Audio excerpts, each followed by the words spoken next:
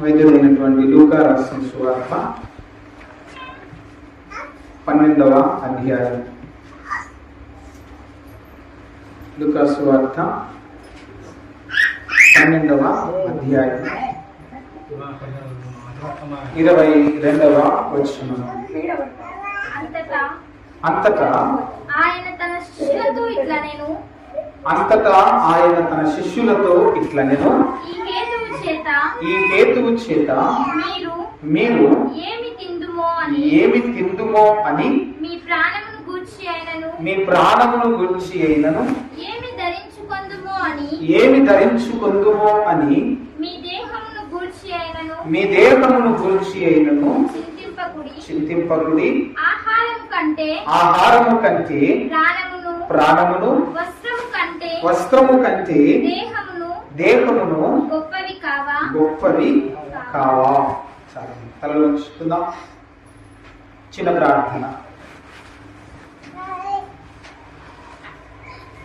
ప్రార్థన. ఇది దేవునితో మాట్లాడే సమయం.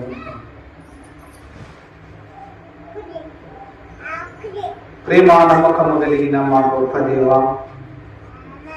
సజీవుడవైన దేవ, నిత్యుడవగు తండ్రి, నీకే స్తోత్రములు. ఈ భూమి మీద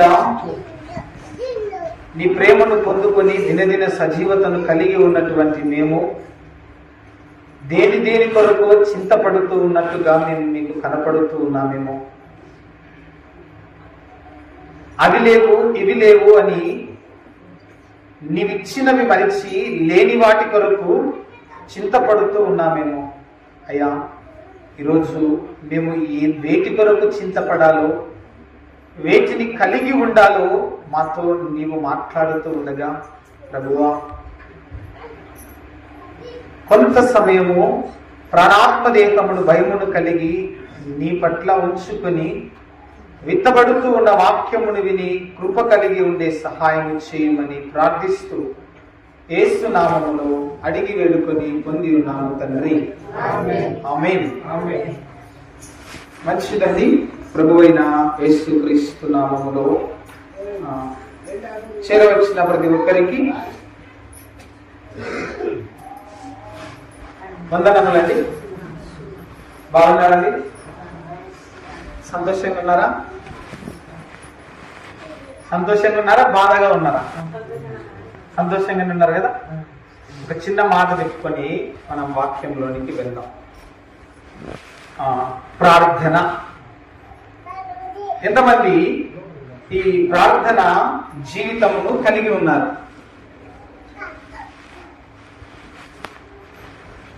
ఎంతమంది చేస్తున్నామండి? మంచిది. దేవుని సన్నిధిలో ఉన్నప్పుడు ఇది పరిశుద్ధమైన మందిరమని మీరు ఆలోచన కలిగి ఉన్నారు కనుక నిజాన్ని నిర్భయంగా ఒప్పేసుకున్నారు. హల్లెలూయా, హల్లెలూయా. జాగ్రత్తగా. ఒకరోజు అమెరికా దేశంలో ఉన్నటువంటి మిలిటరీ సైన్యము వారి సరిహద్దుల దగ్గరికి వచ్చేసరికి ఆ ఎడారి ప్రాంతంలో విపరీతమైన గాలి వాళ్ళకి ఎదురైందంట. ఆ గాలితో పాటు ఇసుక కూడా వారికి ఆటంకపరుస్తా ఉంది. వారి ప్రయాణము ముందుకు వెళ్ళడానికి అసలు ఏ విధమైనటువంటి అవకాశం లేదు. ఆ సైనికుల్లో ఉన్నటువంటి ఒక సైనికుడు ఆ కాలంలో టెలిఫోన్ బూత్ వాళ్ళు ప్రార్థన యొక్క సమావేశము జరపడానికి ఒక టెలిగ్రామ్ ను ఉపయోగించేవారంట. ఆయన ఏం చేశాడంటే, విందామండి, ఆ టెలిఫోన్ వాళ్ళకు ఫోన్ చేసి, అయ్యా, ఇక్కడ మేము ఇసుక తుఫానులో ఇరుక్కొని పోయాము, ఆ తుఫాను మా దగ్గర ఉండకుండా మీరు ప్రార్థన చేయండి అని అంటారు. ఈ సమయం తెలుసుకున్న ఆ టెలిఫోన్ లో పనిచేసే అధికారి ఆ ప్రార్థన సమూహం ఎంతమంది అయితే ఉన్నారో వారందరికీ ఈ యొక్క వార్తను చేరవేస్తే అందరూ కూడా ఒక చోట కూడి ఆ సమస్య కొరకు ప్రార్థన చేస్తే ఆ సమస్య పోవాలా, అలాగే ఉండాలా? పోవాలండి? పోతుందా? తర్వాత చెప్పే మాట మీరు మళ్ళీ మనసు మార్చుకోకూడదు. ప్రార్థన చేస్తే ఆ సమస్య పోతుందా, ఉంటుందా? పోతుందా? అన్నాడు కొంతమంది విశ్వాసులు ప్రార్థన చేస్తే ఆ సమస్య పోకపోవడం వదిలేసి మరీ ఎక్కువైపోయిందంట.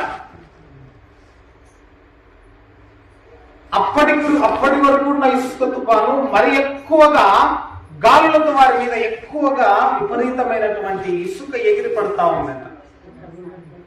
హల్లెలూయా, హల్లెలూయా. దేవునికి మాత్రమే మహిమ కలుగును గాక. ఆమేన్. జాగ్రత్తగా విందాం. అలా రాత్రంతా మీరు ప్రార్థన చేస్తా ఉన్నారు కానీ ఆ ఇసుక తుఫాను ఆగిపోకపోవడం వదిలిపెట్టి మరి ఎక్కువగా బలముగా విచ్చడం మొదలు పెట్టిందంట. ఇక వాళ్ళు అనుకున్నారు మనం ముందుకు వెళ్ళడానికి అవకాశమే ఇక్కడే ఉన్నామనుకొని వాళ్ళు అక్కడే ఉన్నారంట. ఎక్కడ ఉన్న వాళ్ళు అక్కడే నిలబడ్డారంట. తెల్లవారేసరికి కదా మా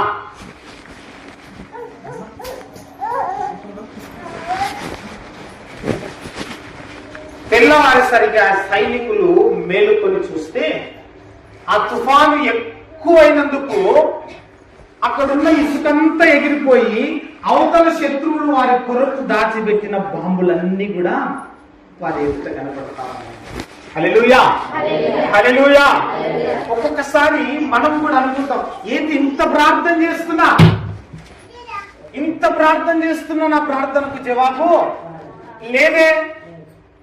అంతకు మాత్రమే కాకుండా ఒక సమస్యకు మరి ఒక సమస్య నాకు తోడైతుంది. ఎందుకో? నీ విశ్వాస జీవితంలో దేవునికి తగిన శ్రమలు అనుభవించకపోతే ఆ ప్రార్థన జీవితంలో విజయము అనేది ఉండదు అన్నాడు. ఆ సైనికులు అదే తెలుసుకున్నారు. మేమెంత పట్టుదల కలిగి ప్రార్థన చేసినా మా ప్రాణములు రక్షించడానికి తుఫాను మరి ఎక్కువగా చేసావు దేవా. ఈ దిన సజీవతను మాకు ఇచ్చినందుకు నీకు వేలాది స్తోత్రములు. ఏం చేస్తామన్నారు? దేవునికి కృతజ్ఞత కలిగి వారి ప్రార్థన క్రమాన్ని తెల్లవారుజామున చేస్తా ఉన్నారు. వారి ఎదుట దేవుడు కనపరిచిన అద్భుతమును బట్టి ఒకవేళ అడుగులేసింది వాళ్ళు బతికేవారా?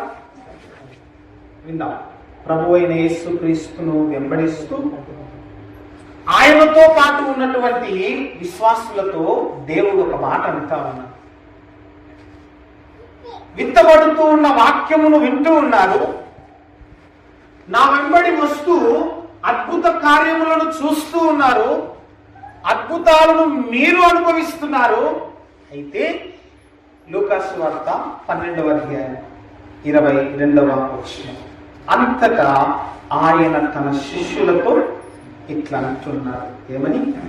ఈ హేతువు చేత మీరు దేవుణ్ణి నమ్మాను, దేవుని నేను పూర్తిగా విశ్వసిస్తున్నాను అని చెప్పుకు తిరిగేటువంటి శిష్యులతో ఒక మాట అంటా ఉన్నాడు.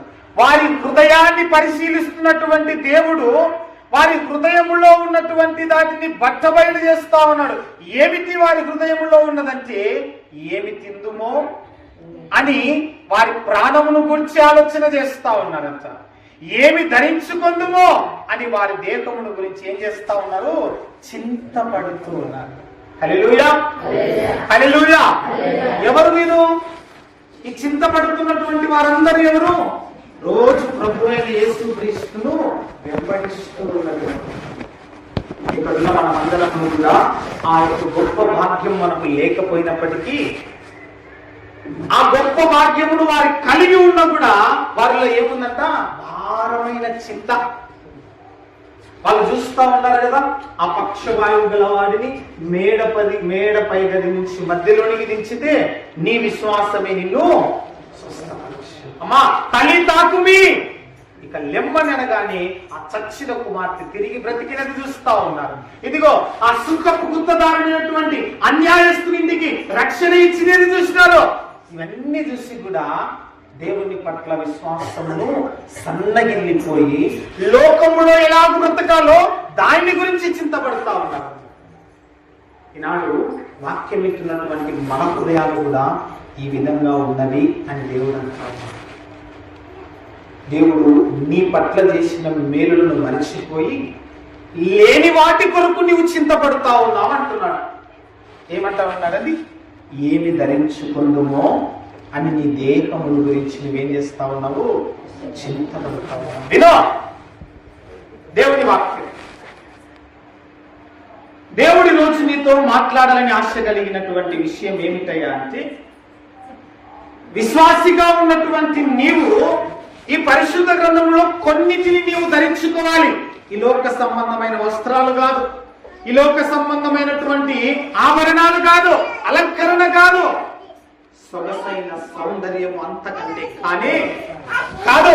విను, ఈరోజు దేవుడు ఒక సూటిగా నీతోనే మాట్లాడుతూ ఉన్నాడు. ఆనాడు శిష్యులంతా కూడా ఆలోచన చేస్తూ ఉన్నారంట. అయ్యో రేపటిని గురించి చింతపడుతున్నటువంటి వారితో దేవుడు మాట్లాడుతూ ఉన్నాడు. 23వ వచనం, ఆహారము కంటే ప్రాణమును, వస్త్రము కంటే దేహమును గొప్పవి కావా? నీలో ఉంచబడిన జీవము కలిగిన ఆ ప్రాణము నీవు తింటున్న ఆహారము కంటే గొప్పవి. ఈ యొక్క ప్రాణమును నీవు బలపరుచుకోవాలంటే విత్తబడుతున్న వాక్యమును నీ హృదయంలోనికి ఆహ్వానించు. వింటున్నావా? ఏం ధరించుకోవాలి మనం కదా? పరిశుద్ధ గ్రంథంలో చూస్తే నువ్వేం ధరించుకోవాలి? కీర్తనల గ్రంథము 83వ దావీదు కీర్తన. విశ్వాసిగా ఉన్నటువంటి నీ జీవితంలో నీ శరీరమును గురించి ఆలోచన చేయకుండా దేవుడు నీవు ధరించుకొనవలసినది. 83వ కీర్తన 18వ వచనం. యెహోవా అను నామము ధరించిన నీవు మాత్రమే. Praise the lord. Hallelujah, hallelujah. జాగ్రత్తగా విందాం. యెహోవా అను నామము ధరించిన నీవు మాత్రమే సర్వలోకములో మహోన్నతుడవని వారెరుగుదురుగాక. ఆమేన్. ఏమిటంట?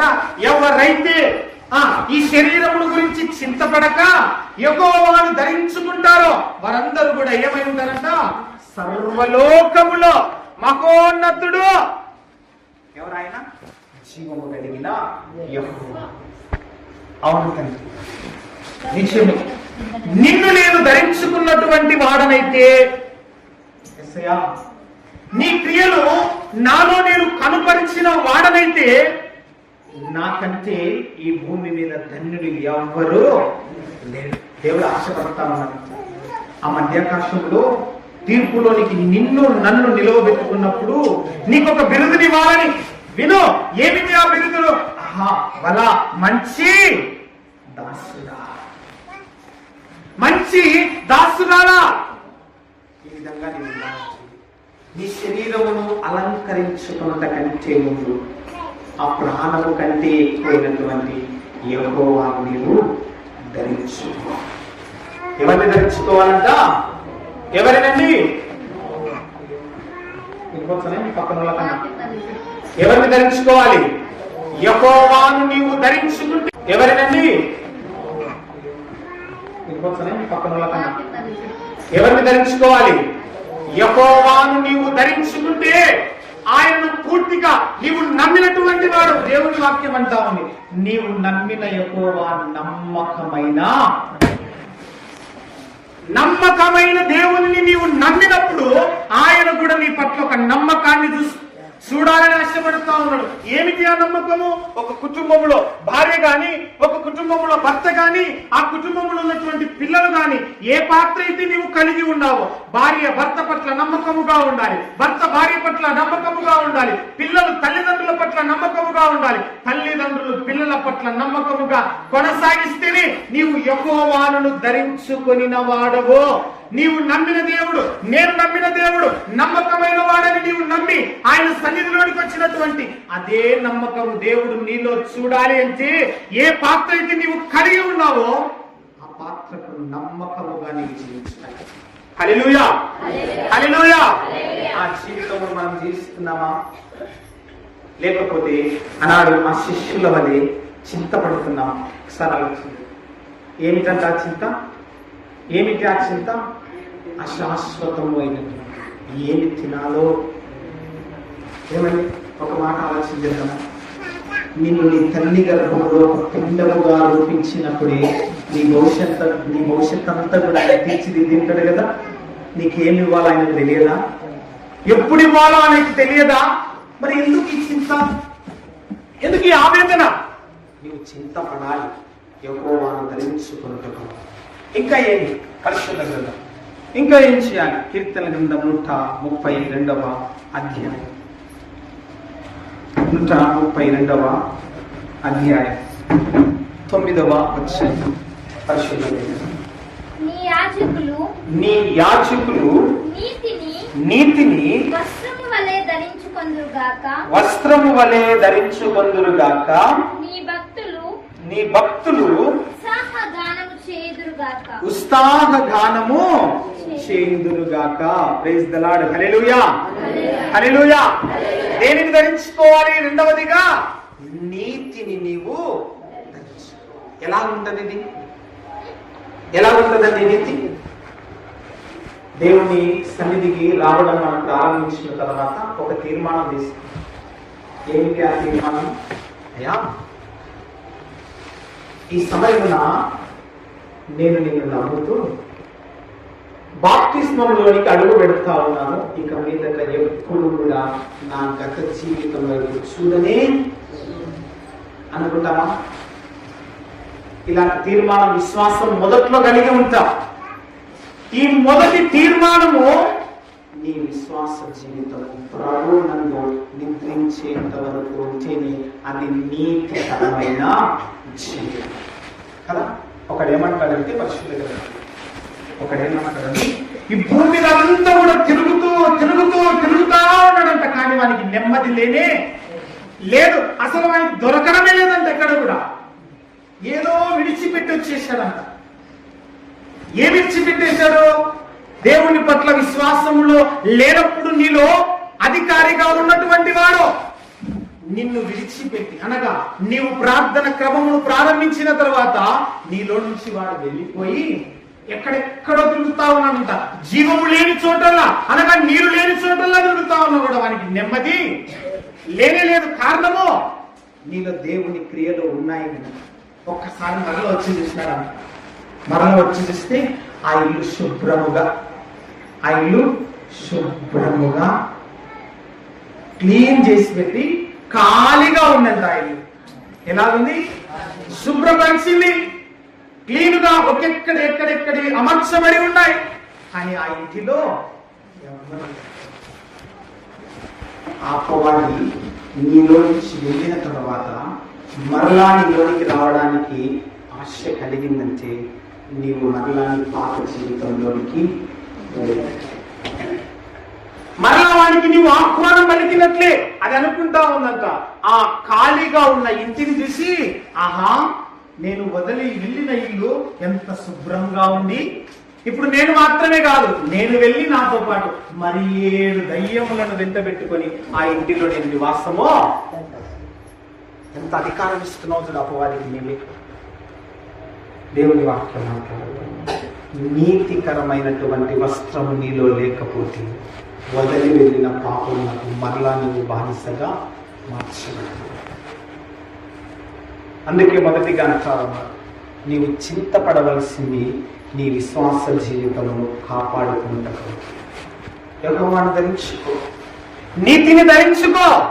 ఆ అపవాది నీ హృదయంలో కాదు, నీ కాలి క్రిందకి నా దేవుడు తెచ్చునుగాక. ఆమేన్. నీతిని ఎవరైతే ధరించుకుంటారో వారందరూ కూడా ఏం చేస్తారంట? ఉత్సాహగానం చేయుడు. ఏమని? యెహోవా మా పట్ల అద్భుత కార్యములు చేయువాడా, నిత్యము మా జీవితమును కాపాడుతూ మా విశ్వాసం పునాదిని బలపరచు దేవా, నీకు స్తోత్రములయ్యా. నిన్ను మాత్రమే దేవుడిగా కలిగి ఉన్నటువంటి మేము మరి ఎంతగానో ధన్యులమయ్యా. నిత్యము కూడా నీవు యెహోవాను ఉత్సాహగానం చేస్తావు. ఎప్పుడు? నీతి అనే వస్త్రమును నీవు ధరించుకున్నావు. ఏమి ధరించుకుంటావు? రేపటి దినము కొరకు నీవు ఆలోచించు. కదా. పరిశుద్ధ లేఖనం ఏమంటాము అంటే ఏ నాటిది ఆ రోజు వరకు దేవుని వాక్యం యెహోవాను ధరించుకోవాలి. నీతిని మనం కలిగి ఆయన్ను మన జీవితంలోనికి ఆహ్వానించాలంటారు. ఇంకా మనం జ్ఞాపకం చేసుకుంటే పరిశుద్ధ గ్రంథంలో ఇంకా మనం జ్ఞాపకం చేసుకుంటే జ్ఞాని అయినటువంటి సొలొమోను గారు ఒక మాట అంటూ ఉన్నాడు. 14వ అధ్యాయం 18వ వచనం. జ్ఞానము లేని వారికి మూఢత్వమే స్వాస్థ్యము, వివేకులు జ్ఞానమును కిరీటముగా ధరించుకొందురు.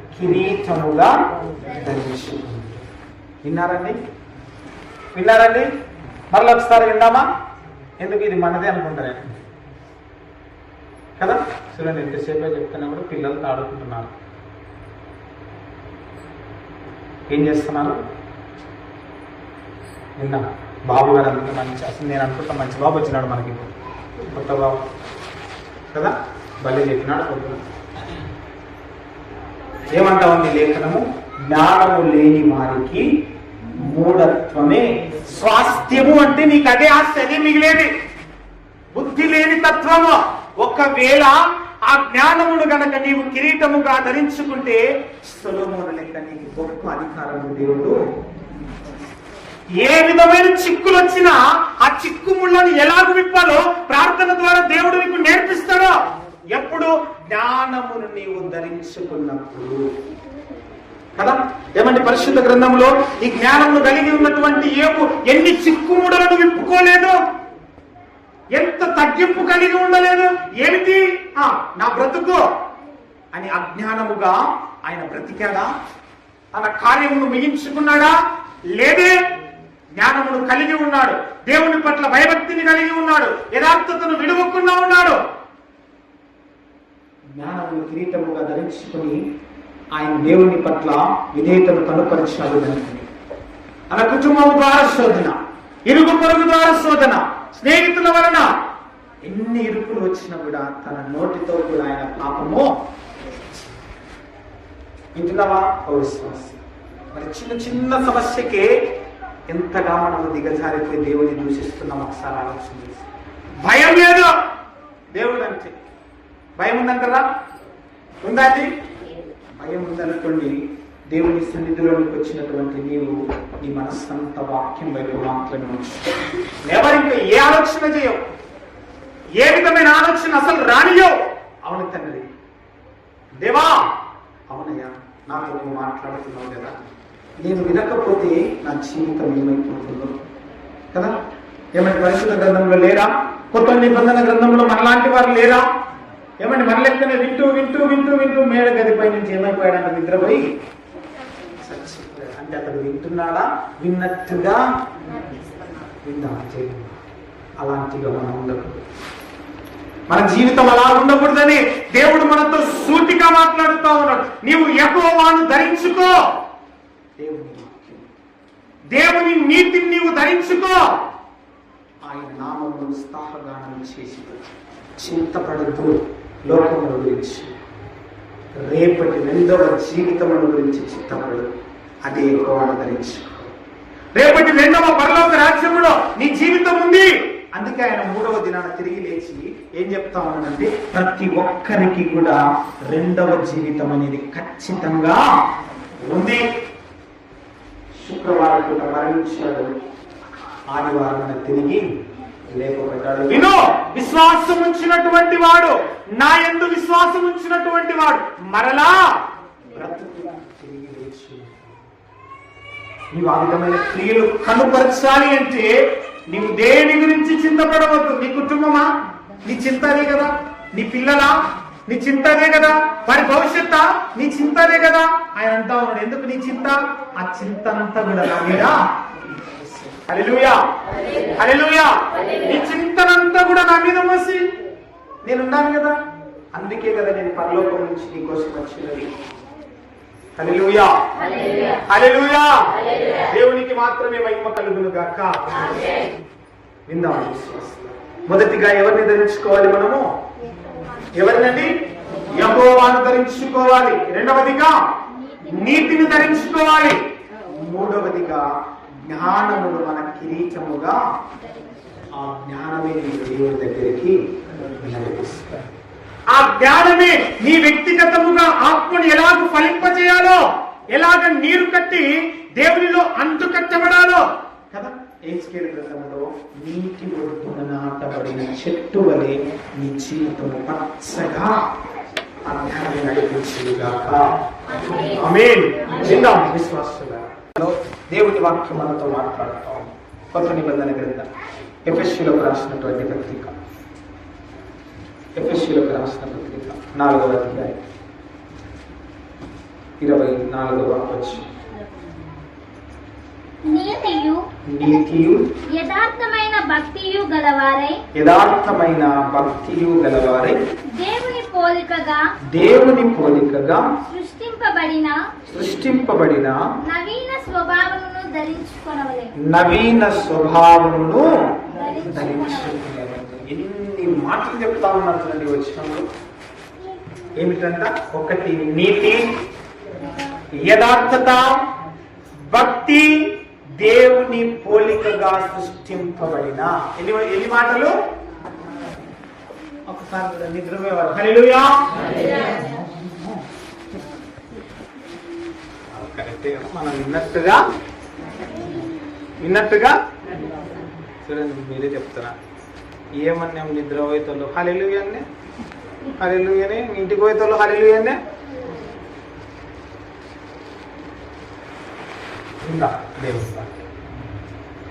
మనకు ధరించుకోవలసినవి ఈ 3వ భాగములో 4 రకాలుగా దేవుడు మాట్లాడుతూ ఉన్నాడు. ఒకటి నీతి, 2 యథార్థత, 3వది భక్తి, 4వది దేవుని పోలికగా సృష్టింపబడిన నవీన స్వభావమును మనము ధరించుకోవాలి. నవీన స్వభావం అంటే ఏమిటంటే ఎలా ఉంటుందంటే మనకు తెలియని వారికి ఆ నికోదేము వాళ్ళే ప్రశ్నిస్తామేమో కదా. నవీన స్వభావం అంటే యేసుక్రీస్తు ప్రభు వచ్చి నికోదేము అంటా ఉన్నాడు. నికోదేము ఎవరో తెలుసా మీకు? ఎవరో తెలుసా అండి? కొన్ని సంవత్సరాలుగా ధర్మశాస్త్రం అంతా చదివి యాజకునిగా పనిచేస్తున్నటువంటి వాడు, సువార్త చెప్పేటువంటి వాడు, జ్ఞానము కలిగినటువంటి వాడు. అతని దగ్గరికి వచ్చి దేవుడు ఏమంటా ఉన్నాడు? నీవు మరలా జన్మించితివా అని అడిగితే ఇది ఎలా సాధ్యము? ఇప్పుడు ఈమె అడిగాను అనుకోండి, నేను మరలా ఆమె తల్లి గర్భంలోకి ఆమె వెళ్తుందండి? ఆయన కూడా అదంటా తెలియక పూర్తిగా దేవుని యొక్క కార్యములను రుచి చూడక దేవునికి సమస్తమును సాధ్యం. ఏమంటా ఉన్నాడు? నేను ముసలివాడని కదా, నా తల్లి గర్భంలోకి పోయి నేను ఎలా మళ్ళా జన్మించగలను? ఆత్మీయ మర్మాన్ని నీవు గ్రహించినంత వరకు నీ ప్రార్థన ధూపముగా దేవుడి సన్నిధికి చేర్చబడని దేవుడిని ధరించుకొని నీతియుక్తమైనటువంటి క్రియలు నీవు కనుపరచినంత వరకు నీవు చింతపడుతూనే ఉంటావు, వేదన పడుతూనే ఉంటావు, నలుగుతూనే ఉంటావు. అందులో నుంచి బయటికి రాలేవు. దేవుని వాక్యం సెలవిస్తాను. ఈ నవీన స్వభావము అంటే నీ పాత రోత జీవితమును చంపివేసుకొని నూతనముగా బాప్తిస్మములోనికి అడుగు పెట్టడమే. అదే నీతి, అదే యథార్థత, అదే భయభక్తి, అదే దేవుని పోయి కలిగి ఉన్నామా? ఏమండి? మన హృదయం ఒకసారి చేసుకుని చెప్తామా? ఈ విధమైన చింత నేను పడుతున్నానని ఎవరైనా చెప్తారండి? చెప్తున్నారా? ఏ విధమైన చింత ఉంటుందంటే లోకపరమైనటువంటి కష్టాలే. దాన్ని ఎట్లా చేయించాలి? దాన్ని ఎలా పోగొట్టుకోవాలి? దీన్ని పోగొట్టుకోవడానికి ఇంకొక పొరపాటు, దీన్ని తీసివేసుకోవడానికి ఇంకొక. అప్పుడు మీద తప్పు చేయడానికి మనం సమయం ఇస్తాము, కానీ ఈ కష్టములు తీసివేస్తే సమర్థుడు నా దేవుడు ఉన్నాడని ఆయనకు మాత్రం చెప్పుకొని వినండి దేవుని మాట. మొదటిగా యెహోవాను ధరించుకోవాలి, రెండవదిగా నీతిని ధరించుకోవాలి, మూడవదిగా జ్ఞానాన్ని ధరించుకోవాలి, నాలుగవదిగా నవీన స్వభావం. మొదటిది ఏమిటండి? మొదటిది యెహోవాను. యెహోవా. చెప్తారా? మొదటిది ఏమిటి? యెహోవాను పలకాలి. మీరు 1, 2 బడి చెప్పినట్టు. మొదటిది ఏంటి? యెహోవాను ధరించుకోవాలి. 2 నీతిని ధరించుకోవాలి. 3 జ్ఞానమును ధరించుకోవాలి. 4 నవీన స్వభావమును. దీని కొరకు నీవు చింతపడు. నీ చింతంతా ఇక్కడే ఉండాలి. అవును దేవా, నా పాత రోజు జీవితంలో నేను చచ్చిపోయాను. నీ ముందట మలినము పట్టినటువంటి మసిగుడ్డ వలె నల్లని జీవితాన్ని నేను కలిగి ఉన్నాను. అయ్యా, ఆ హిస్సోపుతో దావీదు పాపమును ఒప్పుకున్నప్పుడు కడిగి హిమము కంటే తెల్లగా అతని బ్రతుకును మార్చివేసావు కదా. ఈనాడు నా పాత రోత జీవితమును తీసివేసుకొని నిన్ను ధరించుకునే కృప, నీ నీతిని కలిగి ఉండే కృప, నీ జ్ఞానమును ఎరిగి ఉండే కృప, ఇదిగో నవీన స్వభావములో నా బ్రతుకును కొనసాగించే కృప నాకు ఇవ్వయ్యా అని నీవు చింతిస్తా ఉన్నావా? నా దేవుడు నీకు ఇవ్వడానికి సిద్ధంగా ఉన్నాడు. హల్లెలూయా, హల్లెలూయా. అడుగుటకు నీవు సిద్ధంగా ఉన్నావా? అడిగే హక్కు కూడా నీకు ఉంది. అడుగు, అడుగుడి నీకు దేవుడు నీతో మాట్లాడుతాడు. వేటి కొరకు అడుగుతుంది. నీవు ఆయన పట్ల విశ్వాసం నుంచి నీవు అడిగితే మనం అన్ని ప్రార్థన చేస్తాం, రోజు ప్రార్థన చేస్తాం. నీ వడగలిపి నీ అక్కరలు. ఎవరితో ఈ మాట అంతా ఉన్నాడు అని మనం ఆలోచన చేస్తే, దేవుని పట్ల విశ్వాసములు కలిగి ఉన్నవారితో. నీవు విశ్వాసములు కలిగి వస్తున్నావా? దేవుని పట్ల భయభక్తి నీవు కలిగి ఉన్నావా? ఎక్కడికో నీవు వెళ్తావు, ఏదేదో చేస్తావు, మునిగొస్తావు, అది చేస్తావు, ఇది చేస్తావు. కానీ చేయాల్సింది ఏమిటి? నీ హృదయమును దేవుని సన్నిధిలో కుమ్మరించి ఏడవడం. ఇది చేయకుంటాం, ఇది చేయకుంటాం. కాలము గడిచే కొద్దీ చాలా మంది ఏమంటారు, స్వీట్ అండ్ షార్ట్ మెసేజ్ అంట. ఏంది? మంచిగా ఉండాలి, తక్కువ సమయంలో వాక్యం అయిపోవాలి. అర్థమైందా? స్వీట్ అండ్ షార్ట్ మెసేజ్ అంటే అది త్వరగా, కష్టం లేకుండా ప్రతిఫలాన్ని నేను పొందుకోవాలి. జరిగే పనినా? జరుగుతుందండి. అటువంటి దానికి మనుషులు ఇదిగో దేవుడా దేవుడా దేవుడా దేవుడా దేవుడా దేవుడా దేవుడా దేవుడా దేవుడా అంటే దేవుడు నీకు ఇవ్వాలి.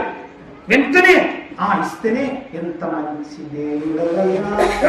ఇవ్వకపోతే రోజు వస్తున్నా,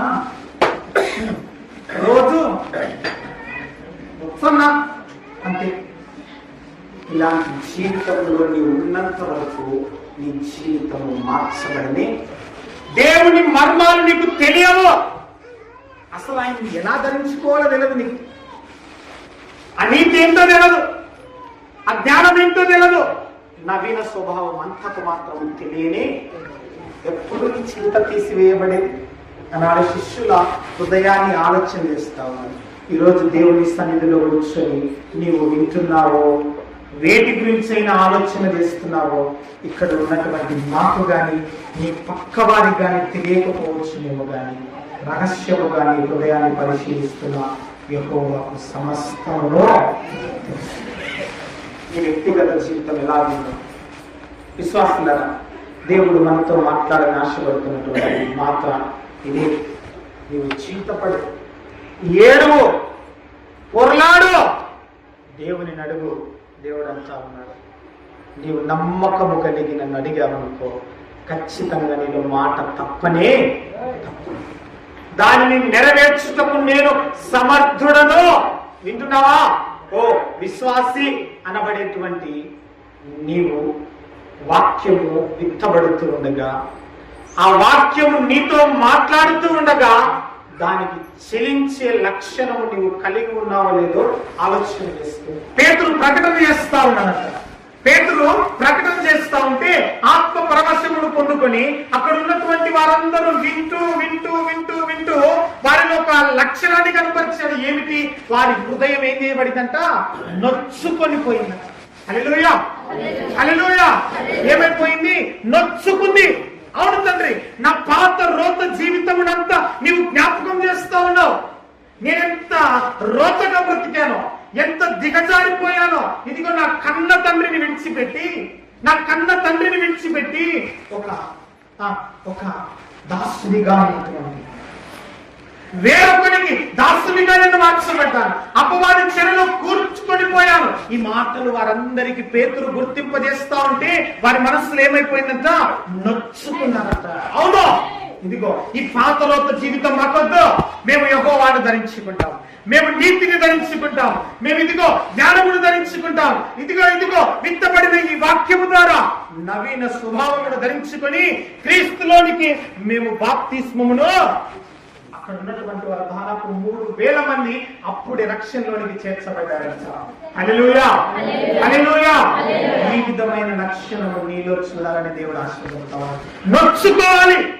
అవును, నా పాపం ఇది, నేను పడుతున్న ఈ చింత తీసివేయక పోవడానికి కారణం ఏమైనా ఉందంటే ఇంకా నాలో పాపము దాచిపెట్టుకుని, అది ఇంకా నాలో ఉంది.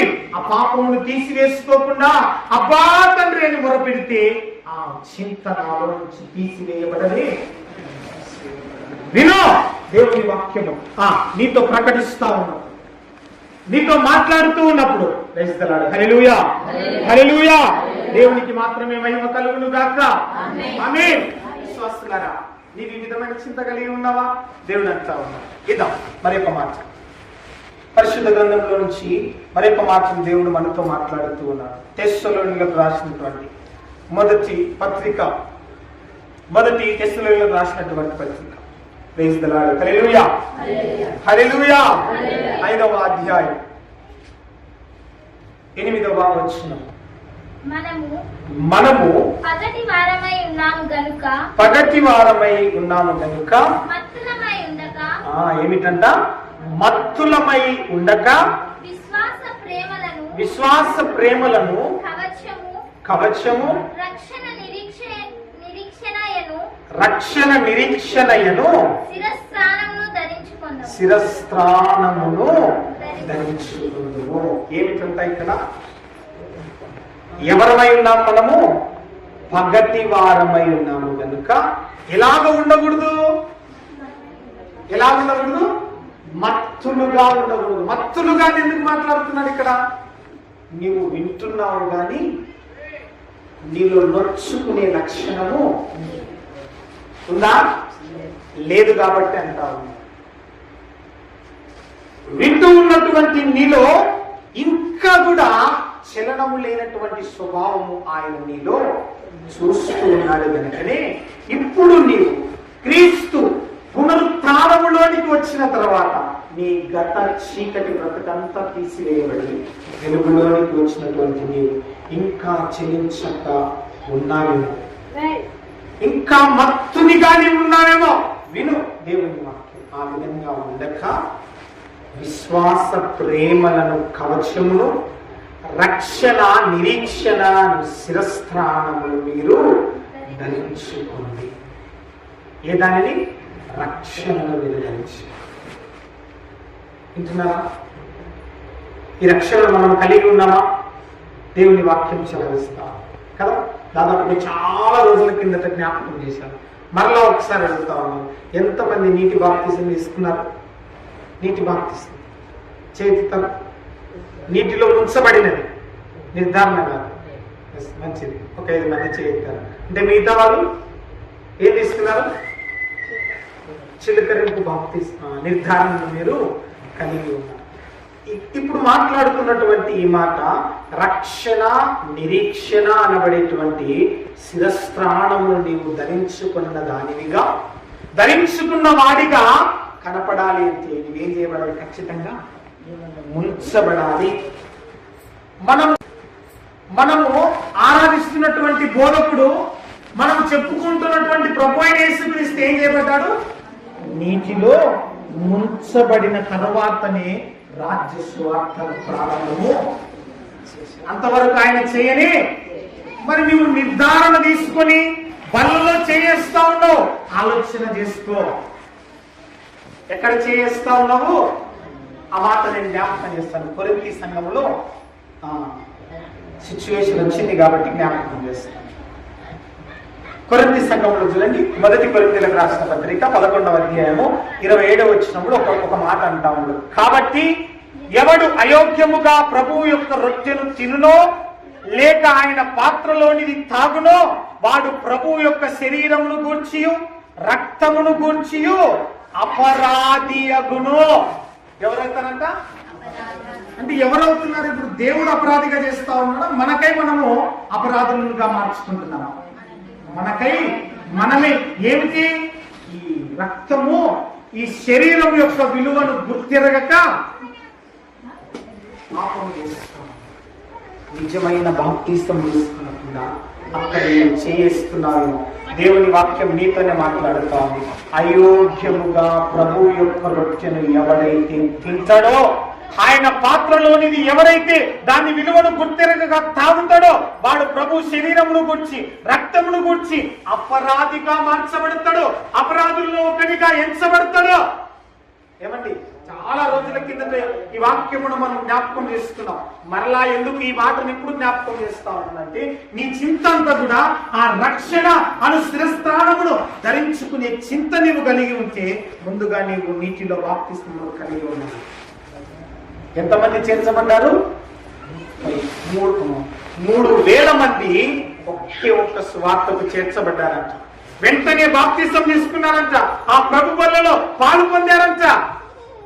ప్రభు బల్లలో చేయి వేస్తున్నటువంటి నీవు నీటి బాప్తిస్మము కలిగి ఉంటే ఇక్కడ చేయి, లేకపోతే అందుకు వచ్చేటువంటి శాపములు ఖచ్చితంగా మనము అనుభవించాల్సిందే, భరించాల్సిందే.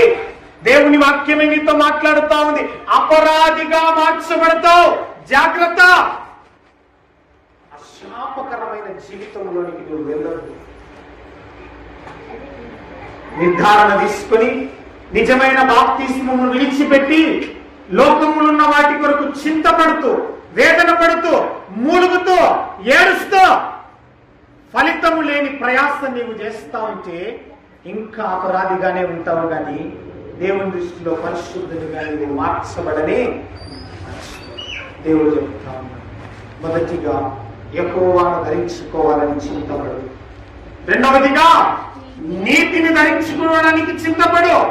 మూడవదిగా జ్ఞానమును ధరించుకోవడానికి చింతపడు. నాలుగవదిగా నవీన స్వభావం. ఏమిటి?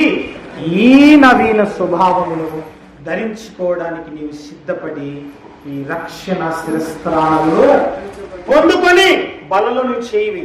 అంతవరకు నువ్వు చేయవేయు. దేవుని వాక్యం చెప్తా ఉంది, ఇక్కడ నిలవబడి ఉన్న నేను కాదు. చదువుగా విన్నారు కదా, ఏమండి? ఏమని చెప్తా ఉంది? అయోగ్యముగా ఆయన బల్లలో గనక నీవు చేయి వేస్తే, యోగ్యత లేకుండా నీ ప్రవర్తన నీవు కలిగి ఉంటే నీకు వచ్చేటువంటి ఆ కష్టములకు నీవే బాధ్యుడు, నీవే అపరాధిగా మార్చబడతావో దేవుని వాక్యం సెలవిస్తా ఉంది. అనవసరముగా దేవుని ఉగ్రతను సమకూర్చుకున్న వాడవుగా మార్చబడతావు. అలాగ నీ ఉండకూడదని దేవుడు తన ప్రేమను నీ పట్ల కనపరుస్తా ఉన్నాడు. విను. ప్రకటించబడుతా ఉన్నప్పుడు, దేవుని వాక్యము నీతో మాట్లాడుతూ ఉన్నప్పుడు, దేవుని వాక్యము నిన్ను సరిచేయాలని ఆశ కలిగి ఉన్నప్పుడు విను. విని దానికి చెల్లించు. దేవుడు నిన్ను ఒక గొప్ప పాత్రగా ఈ భూమి మీద వాడుకోవాలని ప్రణాళిక కలిగి ఉన్నాడు. అనేకమైన ఆత్మలను సంఘములోనికి నడిపించాలని, నిన్ను వాడుకోవాలని, నీ ద్వారా విశ్వాస పునాదులను బలపరచాలని దేవుడు ఆశపడతా ఉన్నాడు. హల్లెలూయా, హల్లెలూయా. దేవుని ఉద్దేశాలను నీవు నెరవేర్చడానికి సిద్ధంగా ఉంటే ఆయన ప్రణాళిక నీ పట్ల ఆయన కూడా నెరవేర్చడానికి భవిష్యత్తుగా ఉన్నాడు. విన్నా దేవుడు ఈ పరిశుద్ధ గ్రంథం మాట్లాడుతున్నటువంటి మాట, నీ హృదయములో గనక నీవు ఉంచుకొనకపోతే, ఆ బల్లలో అయోగ్యముగా నీ చేయి వేస్తే తర్వాత వచ్చే పరిమాణం దానికి కూడా నీవు ఖచ్చితంగా బాధ్యతగా మార్చగలవు. 28వ వచనం, 11వ అధ్యాయం 28వ వచనం, కొరింథీ మొదటి పత్రిక. కాబట్టి ప్రతి మనుష్యుడు తన్ను తాను పరీక్షించుకున్నవలను, అలాగూ చేసిన తర్వాతనే ఈ రొట్టెను తిను, ఆ పాత్రలోనిది త్రాగుము. ప్రభు శరీరమని వివేచింపక తిని త్రాగువాడు తనకు శిక్షావిధి కలుగుటకే తిని త్రాగుచూ ఉన్నాడు. హల్లెలూయా, హల్లెలూయా. ఒకసారి మళ్ళీ జ్ఞాపకం చేసుకుందామా? నిద్రపోయేవారు హల్లెలూయా.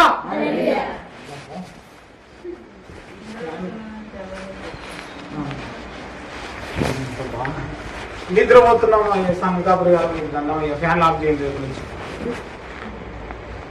ఫ్యాన్లు ఎట్లుద్దాం వెళ్ళదు. ఎంత బాగా వింటున్నాము. ఇక్కడ అయోగ్యముగా మనం చెయ్యి వేస్తే దేనికి మార్చబడతాం? దేనికండి? శిక్షకు మార్చబడతాం. ఎవరు కాదు, నీ ఇంటి వారు కాదు, నీ పొరుగు వారు కాదు, నీకు పడని వారు అనుకుంటున్నటువంటి వారు కాదు, నీకు ఇష్టం లేనటువంటి వారు కాదు. ఎవరంటే నీకు నీదే. మరలా మాటను జ్ఞాపకం చేస్తాను, విను. చివరిగా విని మాట 28 వచ్చిన. కాబట్టి ప్రతి మనుష్యుడు తన్ను తాను పరీక్షించుకొనవలెను, అలాగు చేసి ఆ రొట్టెను తిని ఆ పాత్రలోనిది త్రాగవలెను. ప్రభువు శరీరమని వివేచింపక తిని త్రాగువాడు తనకు శిక్షావిధి కలుగుటకే తిని త్రాగుచు. ఎవరికంట? తనకు తానే. నాకు నేనే ఏం చేస్తానంట? ఈ బల్లను అయోగ్యముగా పాలు పొందుతూ శిక్షను మార్చుకుంటున్నాను. దేవుడు మీతో మాట్లాడతాను. ఈ అయోగ్యముగా జీవించకుండా యెహోవాను ధరించుకో. నీతిని కలిగి ఉండు, జ్ఞానము కలిగి ఉండు, నవీన స్వభావమును కలిగి ఉండు. రక్షణ అనేటువంటి శిరస్త్రానం నువ్వు కలిగి ఉండి ప్రభులోనికి వచ్చి అప్పుడు నీవు బలలో దేవుని వాక్యం సెలవిస్తా. ప్రభువు నీతో మాట్లాడుతూ ఉండగా నీ ఆత్మను నీవు పరీక్షించుకుంటావా? ప్రభువు నీతో మాట్లాడుతూ ఉండగా నీ క్రియలను ఒకసారి నీవు ఆలోచన చేస్తావా? దేవుని వాక్యం మనతో సూటిగా మాట్లాడుతున్నటువంటి మాట విన్నాం. విశ్వాసం ఇంతవరకు కూడా దేవుడు మనతో మాట్లాడుతూ ఉన్నటువంటి మాట ఒకే ఒకటి. నీవు దేని గురించి అయితే చింతపడుతున్నావో అది దేవుని ఇష్టానుసారముగా ఉంటేనే అది నీ జీవితంలో నెరవేర్చబడుతుంది, లేకపోతే నెరవేర్చబడదు. వినాలి. మనం దేవుని సన్నిధికి వచ్చినప్పుడు వినడానికి ఆసక్తి పడాలి.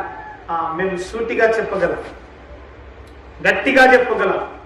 బయట మీరు నంద్యాల పట్టణానికి వెళ్ళేటువంటి సౌండ్ స్పీకర్లు లేవు.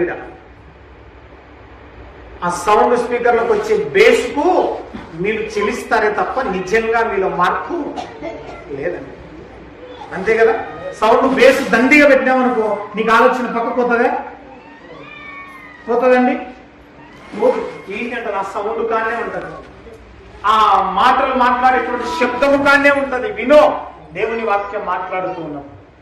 అక్కడ మాట్లాడేది ఇక్కడ మాట్లాడేది. నీ మనస్థితి అక్కడ అలాగే ఉంది, ఇక్కడ అలాగే ఉంది. మార్పు లేని బ్రతుకు, చలనం లేని బ్రతుకు. దేవుని వాక్యం సెలవిస్తాను. ఒక్కసారి నీవు పరీక్షించుకొని నేను యెహోవాను కలిగి ఉన్నానా కదా, ఇన్ని రోజులు ప్రార్థనకు వస్తున్నాను కదా, ఒకవేళ చర్చికి రాకపోయినా నేను నా ఇంటిలో రేయి మొదటి జామున ప్రార్థన చేస్తున్నాను కదా, నిజంగా నేను యెహోవాను కలిగి ఉన్నానా? నీతిని కలిగి ఉన్నానా? జ్ఞానాన్ని కలిగి ఉన్నానా? నవీన స్వభావాన్ని కలిగి ఉన్నానా? రక్షణ స్థిరస్థానంలో నేను ధరించుకొని ఉన్నానా? ఒకసారి ఆత్మ పరీక్ష చేసుకుంటాను. ఇవన్నీ లేకుండా ఇక్కడికి వచ్చి పాలు పంపులు పొందుతూ ఉన్నాను. దేవుని వాక్యం సెలవిస్తాము. అటువంటి నీవుగానే శిక్షను కొని తెచ్చుకుంటావు. దేనినంట? శిక్షను. వద్దు, అలా ఉండవద్దు. దేవుని పోలికగా ఉన్నటువంటి నవీన స్వభావమును కలిగి ఉండి దేవుడు నీ కొరకు దాచిపెట్టిన ధననిధిని తెరచు. దేవుడు నీ కొరకు మర్మముగా ఉంచినటువంటి జ్ఞానయుక్తమైన మాటలు విని బ్రతుకును మార్చుకో అంటా ఉన్నాడు. ఏమిటి ఆ జ్ఞానం? ఏమిటి ఆ దాచబడిన నిధి అంటే ఈ లోకమును విడిచిన తర్వాత పరలోకములో జీవించే బ్రతికే దాచబడిన ధన నిధి. అక్కడ నీవు నీ కొరకు సిద్ధపరిచినటువంటి ఆ జీతమును పొందుటకే ఈ లోకములో నీవు తగ్గించుకొని బ్రతకమంటా ఉన్నాడు.